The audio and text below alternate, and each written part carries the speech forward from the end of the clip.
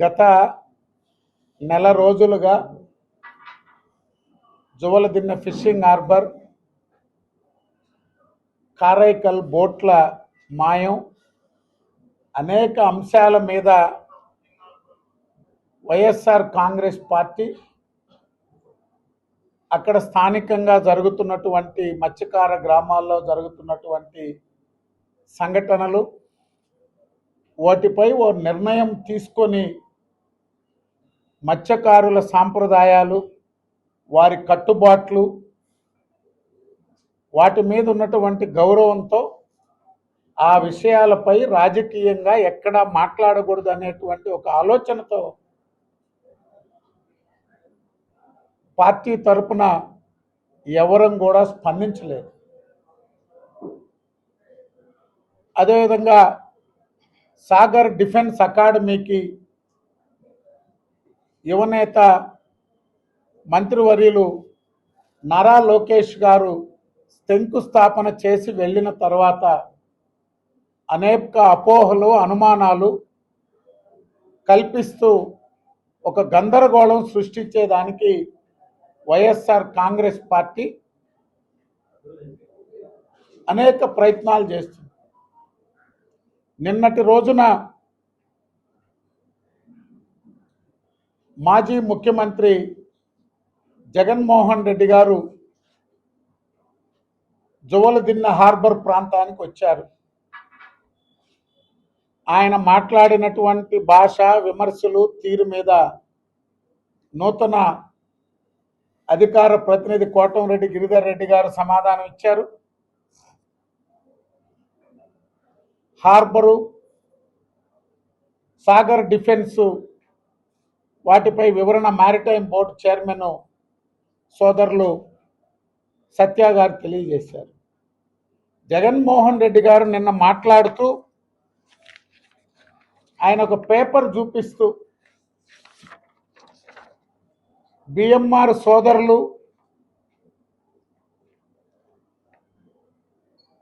Boat చోరీకి సంబంధించిన call data అని చెప్పి నిన్న చూపించారు. ఏముందయా దీంట్లో జగన్మోహన్ రెడ్డి అని అడుగుతున్నాం. జనవరి 1కి ఒక కాలు, సంక్రాంతికి ఒక కాలు, ఆ ఊరి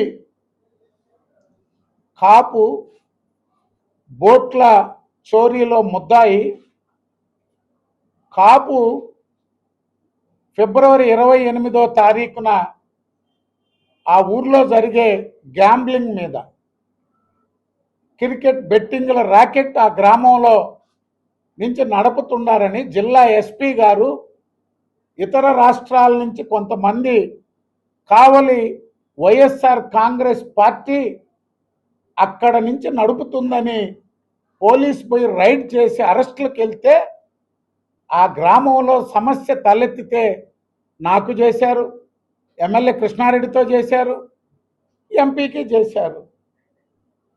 ఆ గ్రామ వాటిపై అక్టోబరు, నవంబరు, డిసెంబర్లో ఎప్పుడో ఏంది దీంట్లో? నువ్వు ఒక కాగితం చూపించి కాల్ డేటా, ఒక మాజీ ముఖ్యమంత్రి, నువ్వు ఒక మాజీ ముఖ్యమంత్రివి, ఒక కాల్ డేటా చూపించి ఒక పేపర్ అబ్స్ట్రాక్ట్ ఏదేదో చెప్పావు. లోకేష్ బాబు, బీదా సోదరులు కలిసి ఈ బోట్ల చోరీకి కుట్ర పన్నారని బీదా మస్తాన్ రావు గారు చాలా స్పష్టంగా కేంద్ర ప్రభుత్వాన్ని, రాష్ట్ర ప్రభుత్వాన్ని కోరాడు. దీని మీద విచారణ చేయించండి, నా పరువు ప్రతిష్టలకి సంబంధించిన సమస్య, నా క్రెడిబిలిటీ 40 సంవత్సరాల్లో ఏనాడు కూడా నేను వారికి సహాయపడ్డాను, వారు నాకు సహాయపడ్డారు అని పదే పదే చెప్పుకుంటూ గ్రామాలందరికీ విజ్ఞప్తి చేసుకున్నాడు, ప్రభుత్వాలకు విజ్ఞప్తి చేసుకున్నాడు. ఒక పేపర్ చూపించి నోటుకొచ్చినట్టు మాట్లాడిపోయాడు. వాడొక ఎంపీ, వీడొక ఎమ్మెల్యే. నువ్వెవడువాయ్? నువ్వు మాజీ ముఖ్యమంత్రివే కదా, నువ్వు ఎమ్మెల్యేవే కదా. అనలేమా మేము? నువ్వెవడవాయ్ గొట్టాం అని మేము అనలేమా? కానీ అనం. మా సంస్కారం. కాల్ డేటా అంటే మీ కుటుంబానికి ఊడిగం చేసిన, నీ కుటుంబానికి ఊడిగం చేసిన, తన అన్న ముఖ్యమంత్రి కావడానికి జీవితాంతం పనిచేసిన వైఎస్ రాజశేఖర రెడ్డి సోదరుడు వైఎస్ వివేకానంద రెడ్డిని చంపి ఎవరికి వచ్చింది తొలికాలు? నీ సతీమణికయ్యా, భారతీరెడ్డికి. అది కాల్ అంటే. ఎవరికి తెలిసింది ముందు? ఎవరికి తెలిసింది? నీకు అజయ్ కల్లాం రెడ్డికి, ఉమారెడ్డి వెంకటేశ్వర్ల గారికి ఏకోజాం మీటింగ్ జరిగితే మీకు కాల్ వచ్చింది. కాల్ అంటే అట్టాటి కాళ్ళు అనుకున్నావు. మా గ్రామాలు వాళ్ళేదో పనుల మీద జనవరి 1కి విషెస్ చెప్తే, సంక్రాంతికి విషెస్ చెప్తే, వాడొక ఎంపీ, వీడొక ఎమ్మెల్యే, చంద్రబాబు కొడుకు. ఇప్పుడే చెప్పాడు మా గిరిరెడ్డి, నీకు ఈ స్థాయికి రావడానికి కారకుడే చంద్రబాబు నాయుడు గారు కొడుకే, ఆ లోకేషే. నువ్వు బెంగళూరులో పడుకొని తుప్పటి కప్పుకొని ఏడ్చేదానికి కారకుడే నారా లోకేష్ గారు. నేను ఒక్కటే, జగన్మోహన్ రెడ్డి గారి లాగా సంస్కారహీనులుగా మేము మాట్లాడం. తన తల్లి శీలాన్ని, తన చెల్లి శీలాన్ని, తన సొంత సోషల్ మీడియా ద్వారా దుష్ప్రచారం చేసిన ఓ దుర్మార్గుడు మా గురించి సంస్కారంతో ఎలా మాట్లాడతారని అనుకుంటాం మేము. అయినా జగన్మోహన్ రెడ్డిని దిగజారి మాట్లాడటం లేదని చెప్పి తెలియజేస్తున్నా. ఆయన హార్బరు 2 సంవత్సరాల నుంచి పనులు జరగటంలే. ఎవరయ్యా కాంట్రాక్టరు? నీ ఎంపీ, ఈ నెల్లూరు జిల్లా వైఎస్ఆర్ కాంగ్రెస్ పార్టీ ఇన్ఛార్జ్ మేడా రఘునాథరెడ్డి. ఎందుకు చేయించలా నువ్వు? మేడా రఘునాథరెడ్డి చేత నీ ఎంపీ, నెల్లూరు జిల్లా వైఎస్ఆర్ కాంగ్రెస్ పార్టీ ఇన్ఛార్జ్ మేడా రఘునాథరెడ్డి చేత ఎందుకు పనులు పూర్తి చేయించలా? కాని పనులకు కూడా 2024 మార్చికి మొత్తం దోచేశారే. మీరందరూ ఊడ్చుకొని పోతే మేం పనులు చేస్తున్నాం. ఇప్పుడు మేం పనులు చేస్తున్నాం. రోడ్డు లేదు, బ్రిడ్జి లేదు, మొత్తం మేం పనులు చేస్తున్నాం. మీ ఎంపీ మేడా రఘునాథరెడ్డి పనులు చేయకపోతే ఎవరు దానికి కారణం? జోలదిన్న ఫిషింగ్ హార్బరు నువ్వు ఇచ్చిన ఎన్నికల అప్పుల్లో, 2019 ఎన్నికల అప్పుల్లో నువ్వు ఇచ్చిన హార్బర్లో విజిలెన్స్ ఎంక్వైరీకి నువ్వు సిద్ధమా? నీ ఎంపీ ఆ ఫిషింగ్ హార్బర్లు ఎలా నిర్మించాడో వాటి మీద విజిలెన్స్ ఎంక్వైరీకి నువ్వు సిద్ధమా జగన్ అని అడుగుతున్నా. నీ ఎంపీ పని చేయకపోతే ఎవడా దానికి?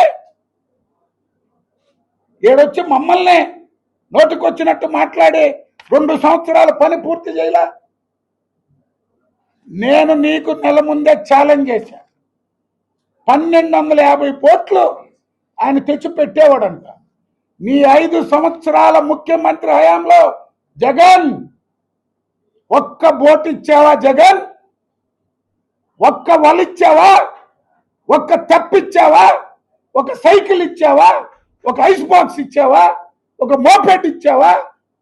నువ్వా తెలుగుదేశం పార్టీని, చంద్రబాబు నాయుడు గారిని, నారా లోకేష్ గారిని గురించి వార్నింగ్లు ఇస్తావా? 5 ఏళ్ల నీ ముఖ్యమంత్రి పరిపాలనలో ఒక్క తెప్ప ఈలైన అసమర్థుడు ప్రభుత్వం మీది. మీరేంది తెలుగుదేశం పార్టీని తెలుగుదేశం ప్రభుత్వాన్ని విమర్శించేది. మత్స్యకారులకి ఏదైనా చేశాం అని చెప్పే హక్కు మాకుంది, ధైర్యం మాకుంది. చేసి చూపించిన ఘనత చంద్రబాబు నాయుడుది. మత్స్యకారుల్ని మోసం ద్రోహం చేసిన కుటుంబం నీది, నీ అయ్య రాజశేఖర రెడ్డిది. 5 సంవత్సరాలు ఎందుకో నీ తండ్రి ముఖ్యమంత్రిగా ఉంటే జువల్దిన్నికి శాంక్షన్ ఇవ్వాల. జువల్దిన్నికి 5 సంవత్సరాలు 2008 సోనియా గాంధీ ఇక్కడ పోర్ట్ ఓపెన్ చేస్తే అక్కడ హార్బర్ ఓపెన్ కావాలా. ఎవడు ముఖ్యమంత్రి? నీ తండ్రి రాజశేఖర రెడ్డి. శాంక్షన్ చేశాడా? ఇచ్చారా మీరు హార్బరు? మేము తెచ్చాం. హార్బర్ మాది. చంద్రబాబు నాయుడు ఇచ్చారు, వెంకయ్య నాయుడు గారు సహకరించారు. మేము తెచ్చిన హార్బర్ టెండర్లు పిలుచుకొని కాంట్రాక్టులు చేసుకున్న పార్టీ వైఎస్ఆర్ కాంగ్రెస్ పార్టీ. మీరా మా గురించి మాట్లాడేది? వైఎస్ఆర్ కాంగ్రెస్ పార్టీ ఎన్ని నాటకాలు ఆడినా మత్స్యకారులకు చేసిన ద్రోహం గడప గడపకి చెప్పగలం. ఆ గ్రామాల సాంప్రదాయాలు, ఆ గ్రామాల కట్టుబాట్లు, కాపుల వ్యవస్థను గౌరవించి నెల రోజులు గమ్ముగా ఉన్నాం. మీరు పార్టీ పరంగా తీసుకొచ్చారు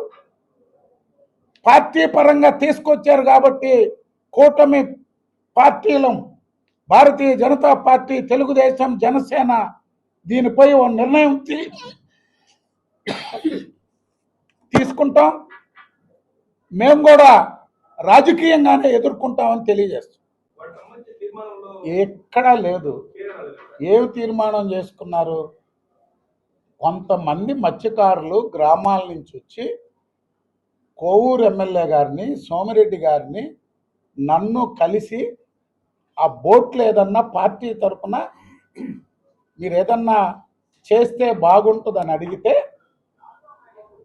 దాన్ని గ్రామాలు కాపులకు తెలియకుండా, గ్రామ వ్యవస్థకు సంబంధం లేకుండా పార్టీల పరంగా మీరెవరు పోయి మాట్లాడొద్దని, ఎవరితో కూడా మీరు చర్చించొద్దని చెప్పి వాళ్ళు నిర్ణయం తీసుకున్నారు.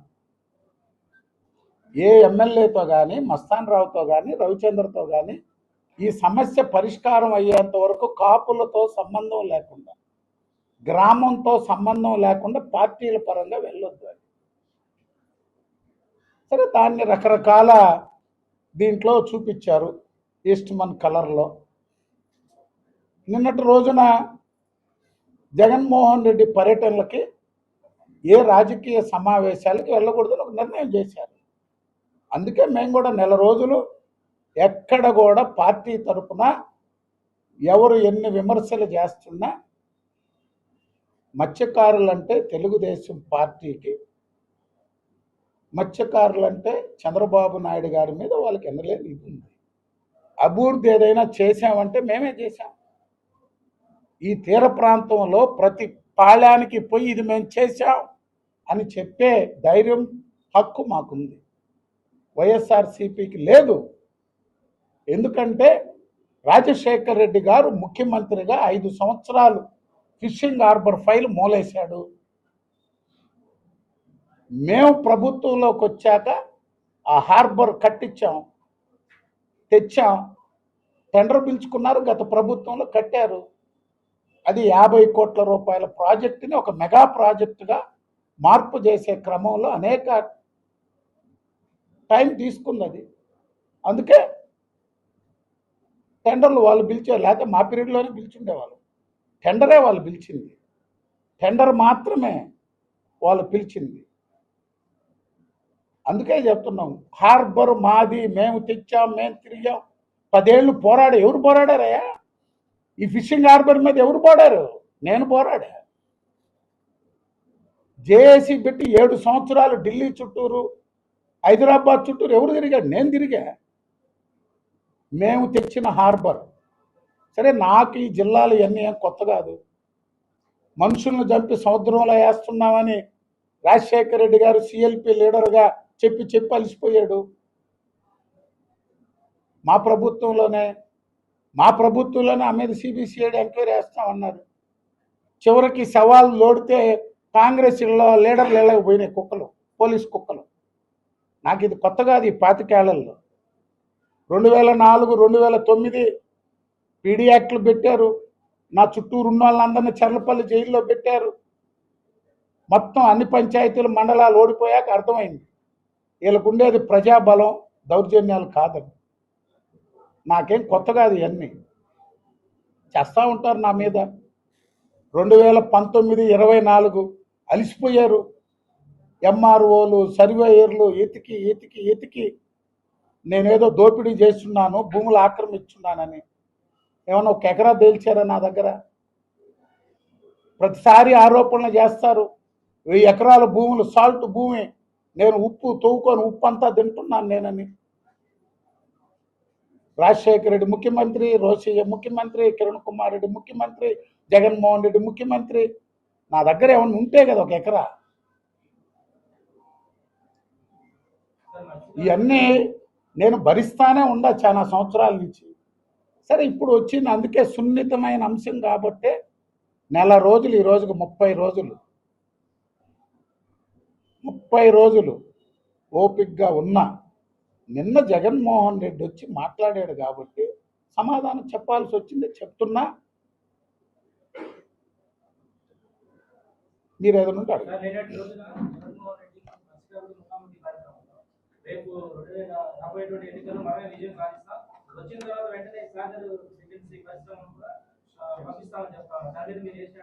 ఏదైనా ఉంటే ప్రభుత్వం చెప్పద్దు సమాధానం. నేను పార్టీ పరంగా నేను దాని మీద స్పందించేదానికి కన్సర్న్ మంత్రి ఉన్నాడు, స్థానిక వీళ్ళు ఉన్నారు, అందరూ. ప్రభుత్వం స్పందిస్తుంది. సాగర్ డిఫెన్స్ పరిశ్రమ, అదే ఆ పరిశ్రమ మా ప్రాంతానికి నష్టం జరిగేదైతే ఆ పరిశ్రమ గేటు ముందు నిలబడి గొంతెత్తే మొదటి వ్యక్తి బేదా రవిచంద్ర. పార్టీతో పని లేదు, ప్రభుత్వంతో పని లేదు, పదవితో పని లేదు. అది నిజంగా ఆ ప్రాంతానికి, మా మత్స్యకారులకు నష్టం జరగద్దని తెలిసిన రోజు చెప్తున్నా, ఈరోజు మీడియా సాక్షిగా, మాకైతే అది మేలు చేస్తుంది ఆ ప్రాంతానికని మాత్రమే.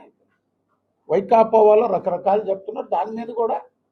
ఎందుకంటే మాకు పూర్తి ఇలా చెప్పే వినడమే కానీ వాళ్ళైతే ఏం చెప్పలే. ఇంకా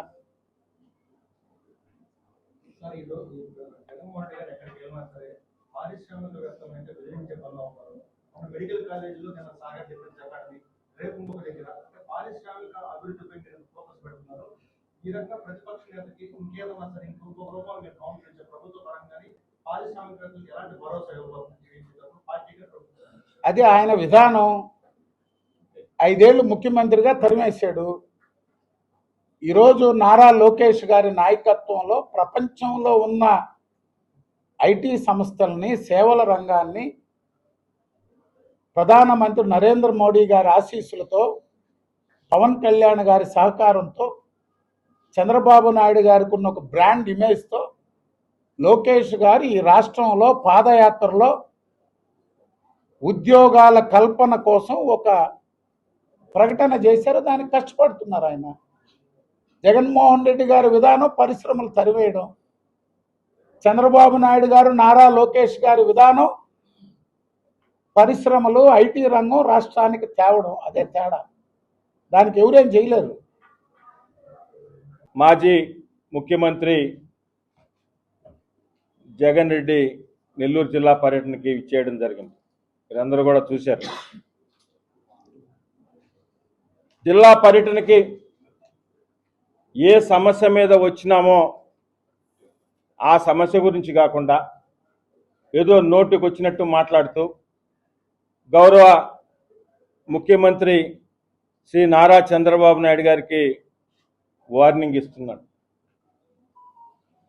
ముఖ్యమంత్రి చంద్రబాబు నాయుడు గారికి వార్నింగ్ ఇచ్చే పరిస్థితి నీకుందా? ఆ కెపాసిటీ ఉందా? ఆలోచించుకోవాలి. అదేవిధంగా చంద్రబాబు నాయుడు గారి కొడుకు లోకేష్ గారి గురించి కూడా మాట్లాడుతున్నారు. నీకు ఇంకొక పనే లేదు. నిరంతరం కూడా చంద్రబాబు నాయుడు గారు, లోకేష్ గారు, లోకేష్ గారు, లోకేష్ గారు.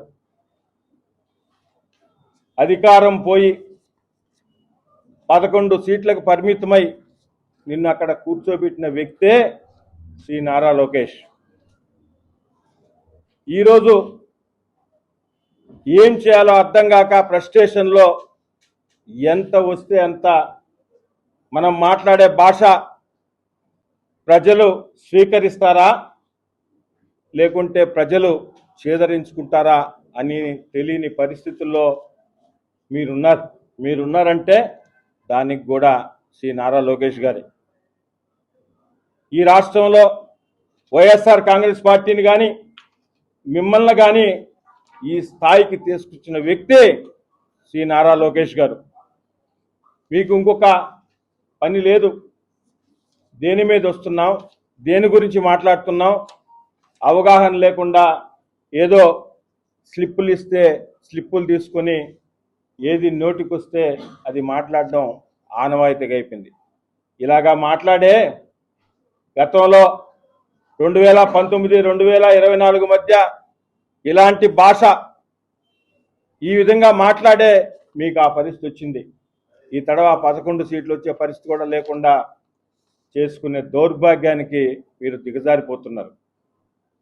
ఇప్పటికైనా మాజీ ముఖ్యమంత్రి జగన్ రెడ్డి గారికి వాస్తవాలు తెలుసుకోవాలా.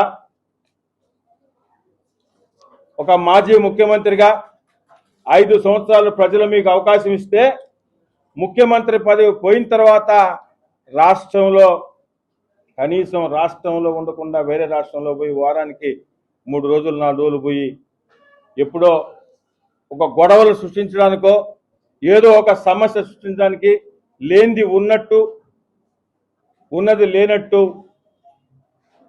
ఒక కన్ఫ్యూజన్గా చేయడానికి ఫ్రస్ట్రేషన్లో మీరు వస్తుంటే ఏదో గొడవ కావాలా.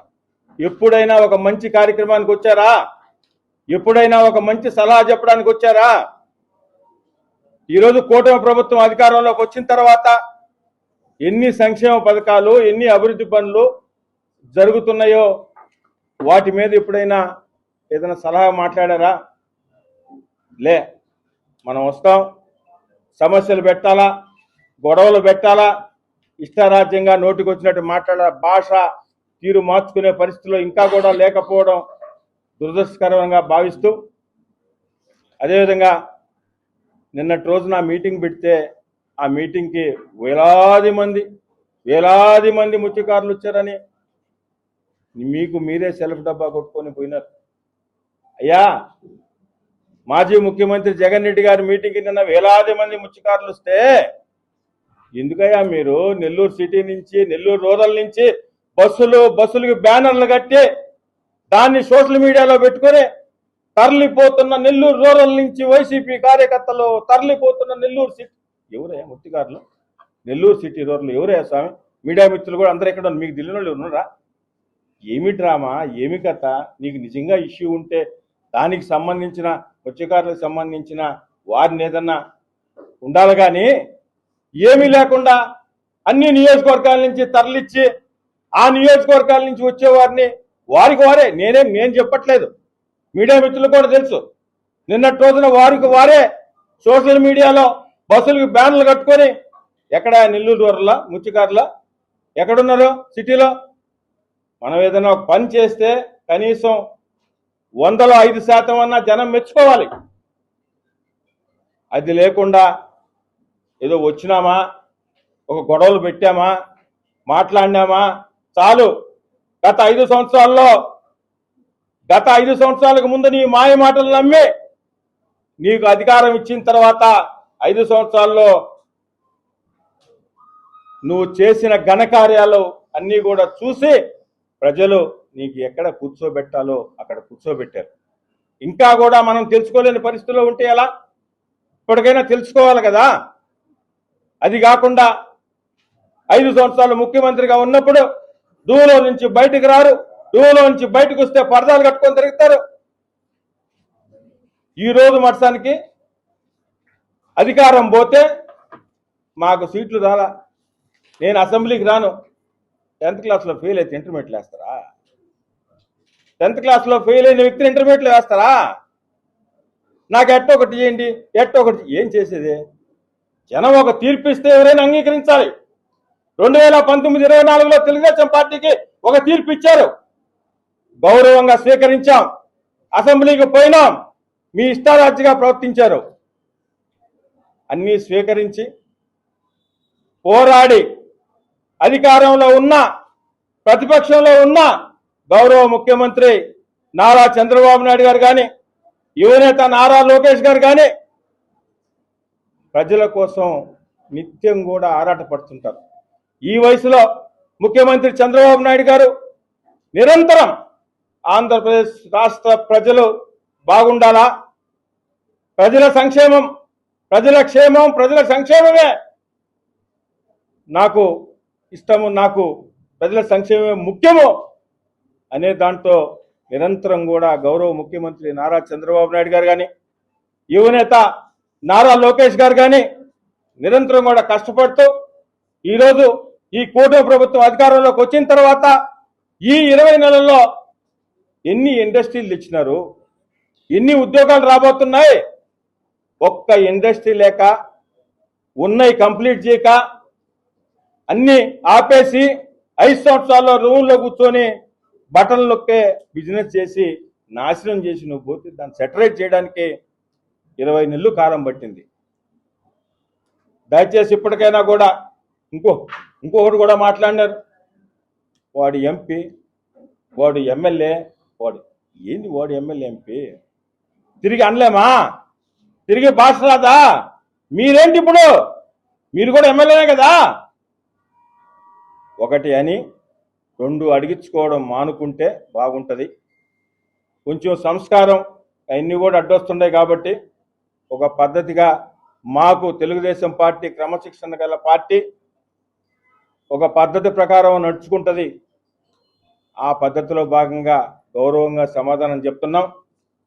లేని పక్షంలో ఇష్టారీతిన గౌరవ ముఖ్యమంత్రి నారా చంద్రబాబు నాయుడు గారు కానీ, యువనేత నారా లోకేష్ గారు కానీ ఇష్టం వచ్చినట్టు మాట్లాడితే అదే విధంగా తిరిగి మీరు ఎక్కడైతే మీడియాతో మాట్లాడుతున్నారో ఆ మీడియా ద్వారానే తిరిగి సమాధానం చెప్పుకుని చూసి బాధపడే పరిస్థితి తెచ్చుకోవద్దని కూడా వారికి తెలియజేస్తూ, ఈ అవకాశం నాకు ఇచ్చిన తెలుగుదేశం పార్టీ కుటుంబ సభ్యులకి, అధినేతకి, యువనేత నారా లోకేష్